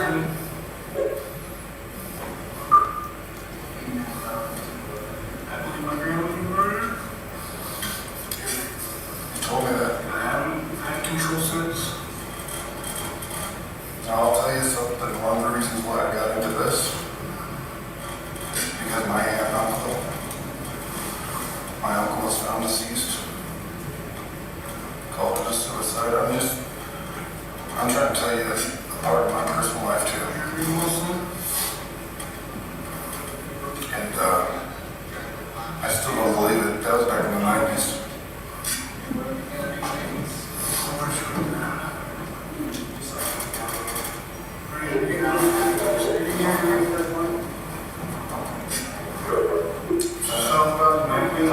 Yeah, back in 95, it was. I had an uncle that was a farmer, and he allegedly committed suicide. I didn't believe it. And less than a month later, my aunt was shot. And I still don't believe, because she never touched a gun. You know what I mean? She was very religious, never touched a gun, never allowed guns, but yet she shot herself. So that's one of the reasons of why. There's your cameras. Please don't tell me it's not true. That's all I ask. It's, I had one game show or something, man. I'm not allowed to feel relieved, but at the same time, hard to point to.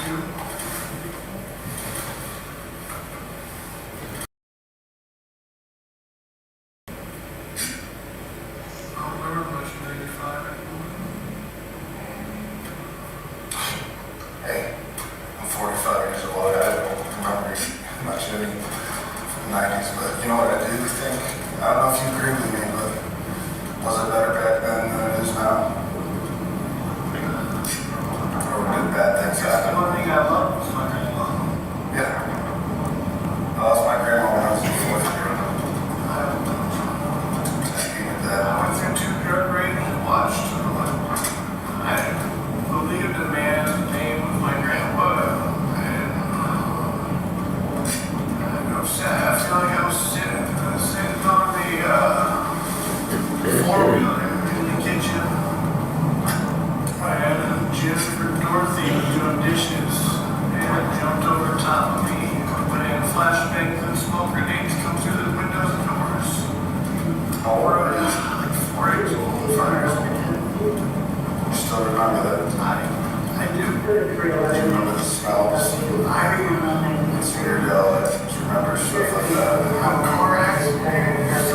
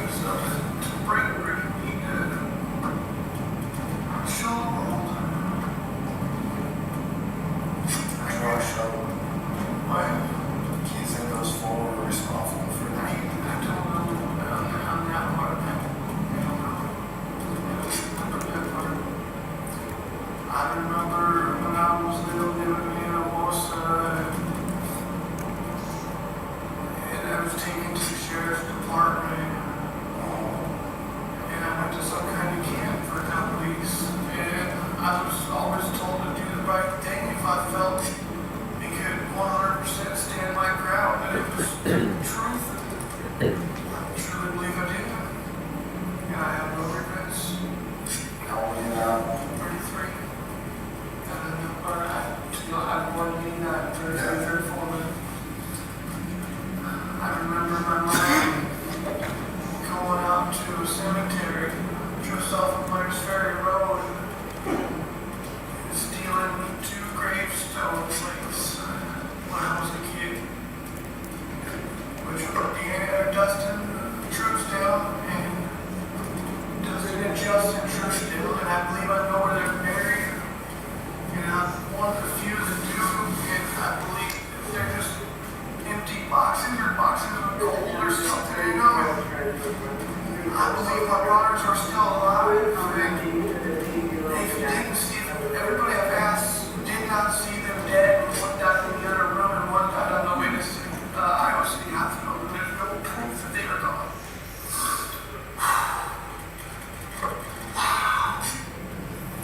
I've never told anybody this. I believe the FBI came to me in Washington High School trying to find my father when I was a freshman in high school. And they wouldn't let me call my grandpa. They got me and I ran from them, and the next day they let me call my grandpa. Wow.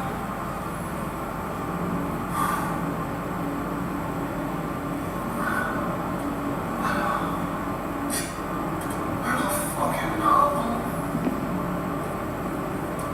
Someone write it.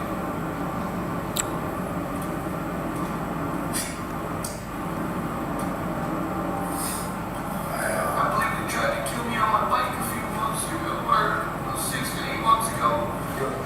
I don't know who. I was in a circle, but I don't know the high table. Sorry, Luke. I don't know. Hey, look. I'm Todd, right? No. I'm sorry you're going through this. I want to know one thing too. I'll never do it again. I'll feel so much better. You'll never do it again. No, I'll never do it again.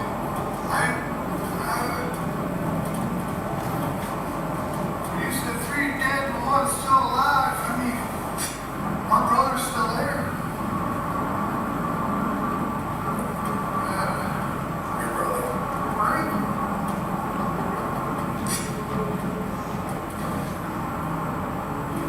I think water's thicker than blood sometimes. And I believe I was trying to protect him. I guess I walked in on my brother laying there. And I had to defend him.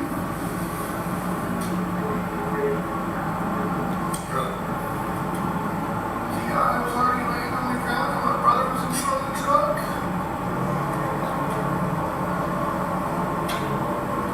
We're all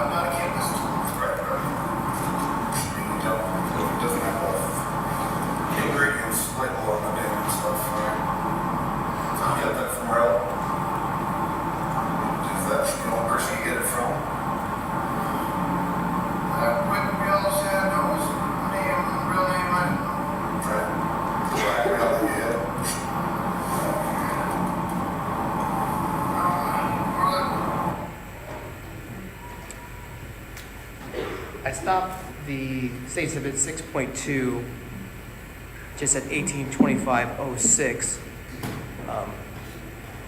Deputy Egley, excuse me, Lieutenant Egley, there was a question that you had asked, and the defendant did a response. What was the question that you asked that might have been missed here? Did you get your meth from Roe? The other question about, is that the black man that you hit? Is that the black male you hit? And what did the defendant do? He nodded. So going back a little bit, starting the video back up at 1824:51. That's the only person you get it from. I wouldn't be able to say that was name, real name, I don't know. Right. The black male that you hit. More like, You know, a motorcycle shot. I don't know what's your name. is that what you call that place? Yeah. Does he live there? I don't truly know. I'm not there There's tonight. a car shot right now. I understand that. I believe he lives there. He's got a couch, a bed, and all that, but I don't truly know.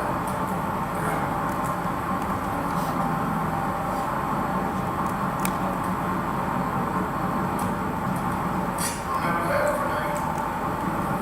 Where's was that Louis Vuitton purse? The Louis Vuitton purse around his neck. It's like a brown purse that was wrapped around his body. Pay attention. I'm not gonna lie. Oh, yeah. Yeah, So, hit you at all? Did he or anybody? no. I've been ran over in car accidents and I would say my baby mama says that schizophrenic, bipolar or something, and be passed down through the DNA. Did the girl in the corner, you know who that is?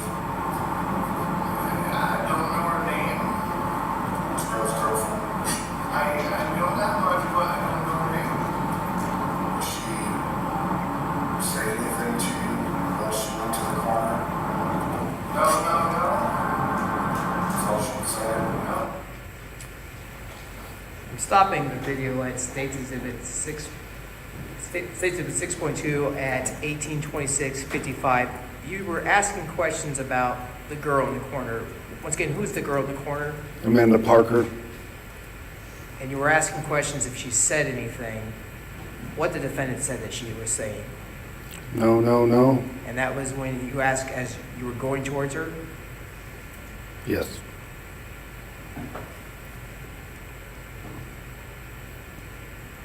It's going to back State Exhibit 6.2 back a little bit to 1826:31. Did the girl in the corner, you know who that is? I don't know her name. This girl's girlfriend. I know that much, but I don't know her name. Did she say anything to you while she went to the corner? No. That's all she said. But I remember.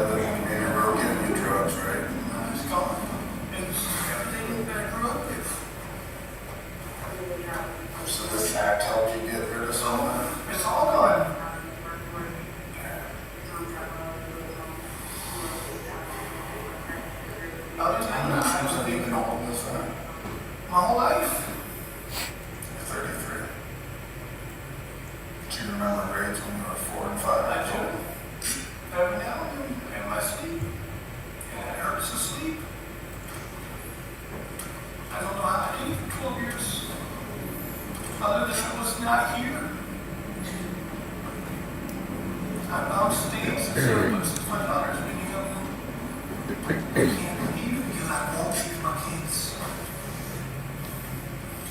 And I just did. Yeah, right here, it'd be fine.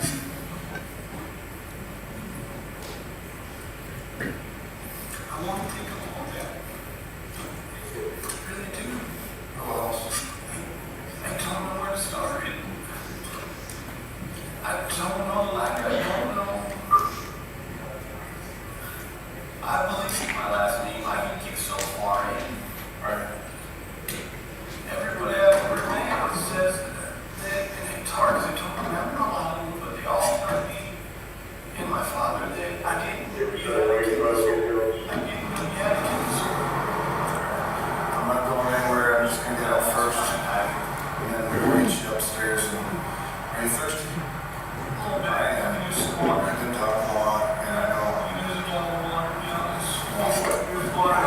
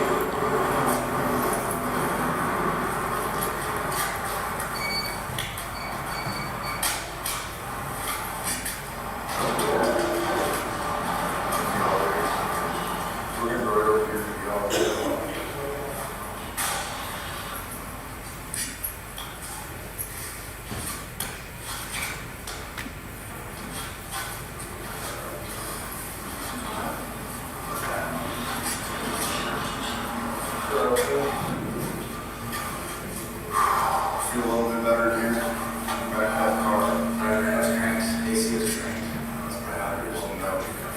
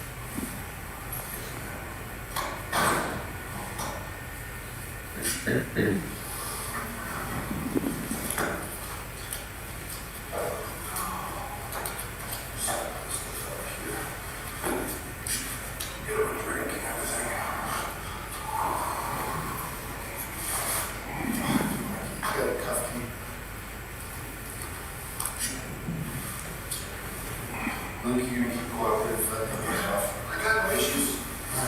I was good. Maybe you job application, you'll take the rest down.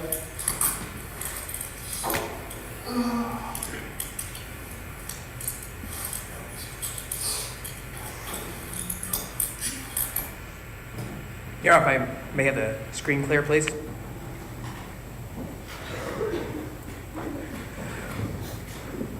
Lieutenant Egley, when you were speaking to the defendant, did he appear to be paranoid? Yes. You said yes? Yes. We saw you guys enter Linn County Sheriff's Office. Did the defendant continue to speak to you anymore once you were there? Yes. What did he say to you? He said, hand me a job application, I'll take the rest down.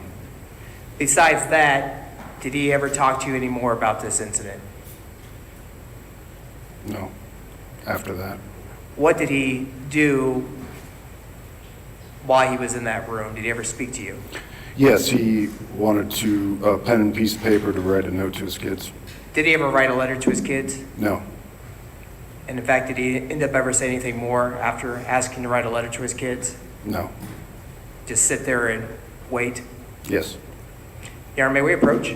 Yes.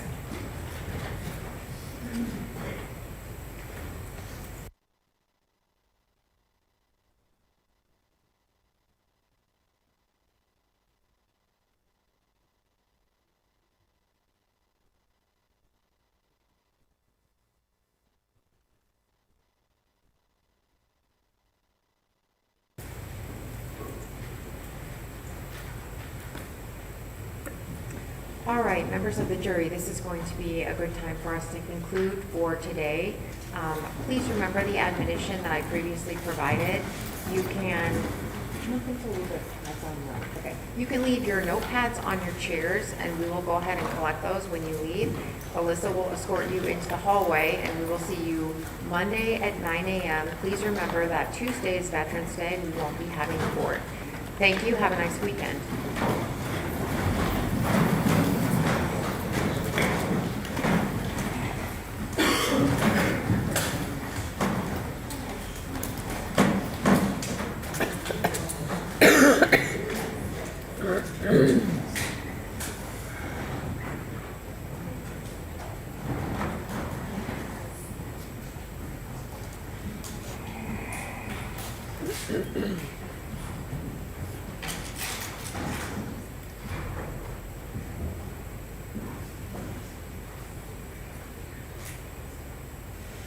Please have a seat.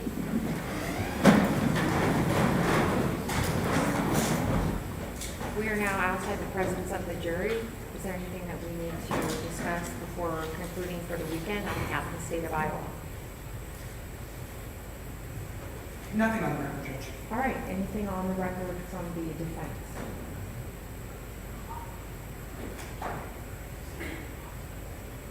No, thank you. All right, thank you, and Lieutenant, you are excused. Thank you for your testimony today. Thank you. All right, so.